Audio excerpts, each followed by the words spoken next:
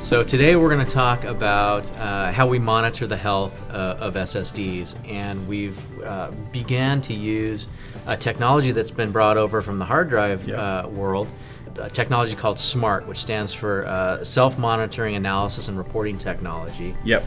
And through SMART, we're able to look at different key attributes of the SSD in regards to overall health of the drive. SMART's been around a long time. It's a hard drive technology. Really, it was kind of brought about to let you know there was like an impending failure, right? You would get these SMART warnings like, hey, you're having drive errors and things like that. You might want to replace it. Well, we output to SMART, but what we output to basically is kind of flashware, right? And so what customers are able to do, there's actually a couple of things. We have an attribute called SSD Life left, which is kind of cool. I mean, really the best way to think of it is like a gas gauge almost, right? You know, you're every time you write to an SSD, you wear it out just a little bit.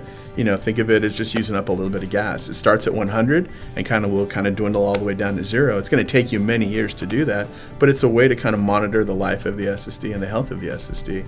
The other couple of things that are there, what's really cool, are you can look at host writes and flash writes, right?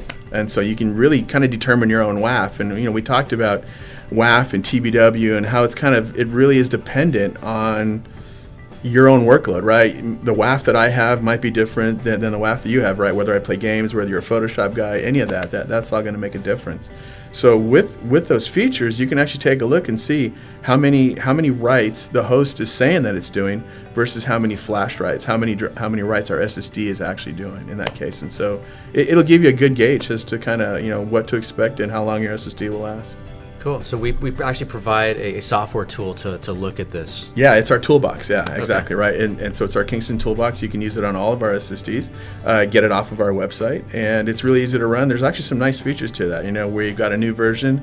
We're enabling things like secure erase and being able to do different things with the drive. But it really is just a way to kind of monitor the wear of that. We also have a Linux tool that you can do the same with. So our Linux users, we're not kind of forgetting about them as well. So it's nice. Great. So it sounds like we really have kind of endurance covered and a way to monitor that as a user. Definitely, yeah. I mean, I would say in most times, God, it's like you wouldn't have to worry about it for the first year or two, but we do get people that look, and I think on our enterprise customers, it really helps us help them understand their workload, right? A lot of them maybe don't realize how much data they're writing or how compressible it is.